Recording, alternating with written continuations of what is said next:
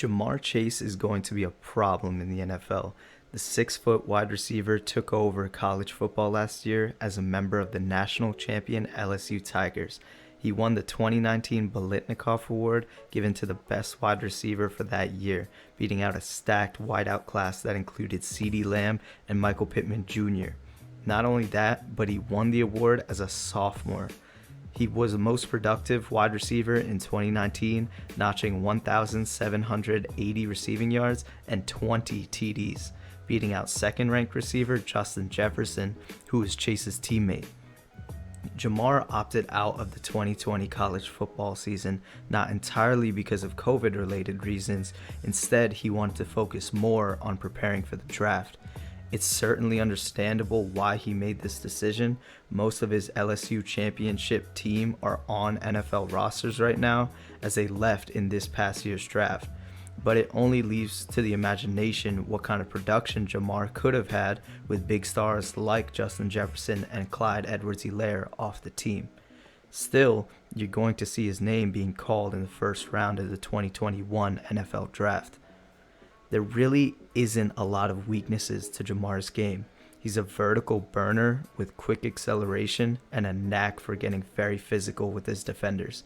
At LSU, a lot of his receptions came from go routes, post routes, and corners.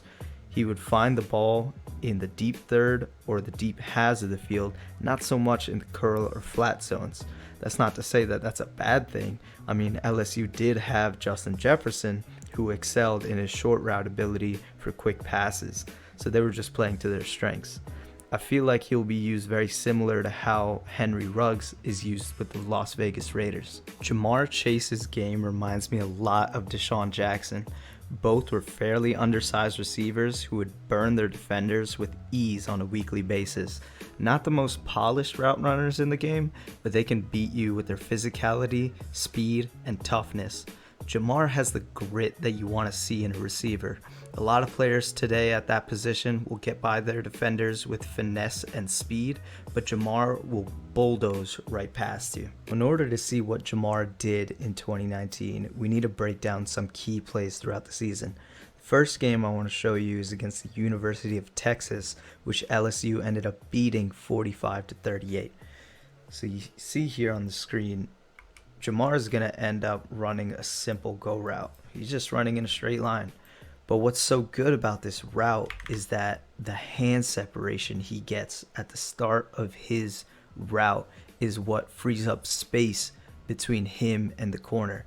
You see the corner playing tight coverage on him. This is the physicality. This is a little toughness that I want to show you what Jamar brings to the table. See, the ball is snapped. Here's that little scuffle that he gets into with his corner. Breaks free. Joe Burrow places this perfectly. Now here's another replay. You see Jamar using his hands to slightly push off his corner to put him behind him, so he gets the better leverage in this route. And that subtle move that's make or break for him. That subtle move gave him that 1 to 2 yard separation that Joe Burrow needed to put that ball into. Second play of the game that I want to show you is a curl route from him. So he's just going to be running, boom, coming back. And this is just another example of how tough Jamar Chase really is. So you play it, ball is snapped. Now he catches it. See, look at number 3. Look at the corner wrapping him up already. You could see Jamar's feet planted on the ground. He's not ready to go down. He's planted his feet, he's planted his base, and he's ready to make a move, which he does. That's how he gets that separation from that corner.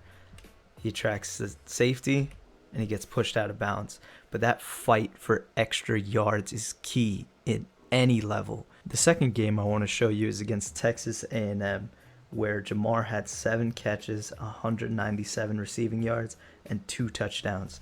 Now this play right here is just a deep slant route. He goes up, slants to the right, and this is an example of him doing a shorter to mid-range route. I mentioned before that he's been utilized as a go route runner, post route, corners, those deep balls. But plays like this highlight what more he can bring to the table. So we play the game, ball is snapped. He gets that hand separation as we showed before, and he just makes a great cut.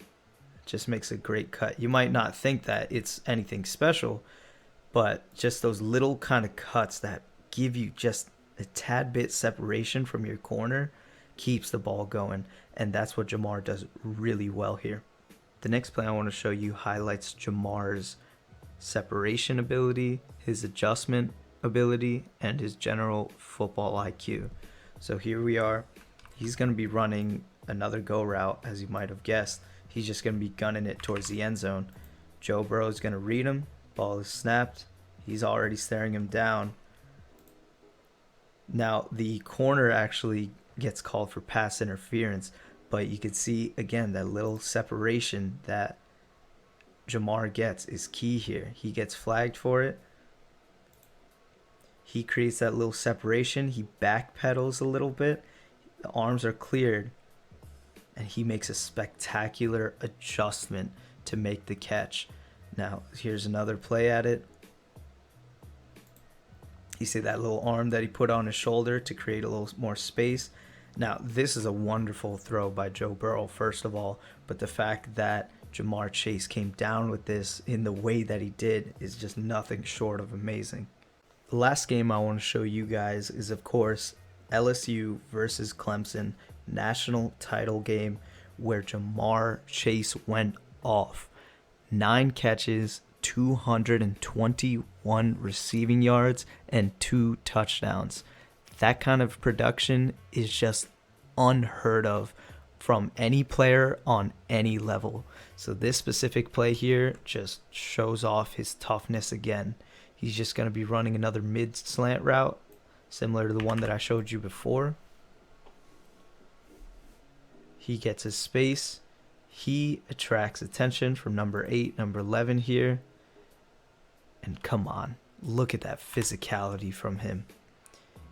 It takes 3 players to bring him down. That just shows how tough this man truly is, and how his skill set is going to translate so well to the NFL. The last play of this game that I want to show you isn't even a play on his part at all. Just watch what he does at the end of the play. Just see Joe Burrow targets him. He misses. He's lying. Watch right here. Come on, man. Come on, dude. Jamar Chase should be the first wide receiver taken off the board in my opinion. But with performances from Devontae Smith and Jalen Waddle from Alabama, it could be likely that he might be taken mid-first round because of his decision to skip out on his junior season.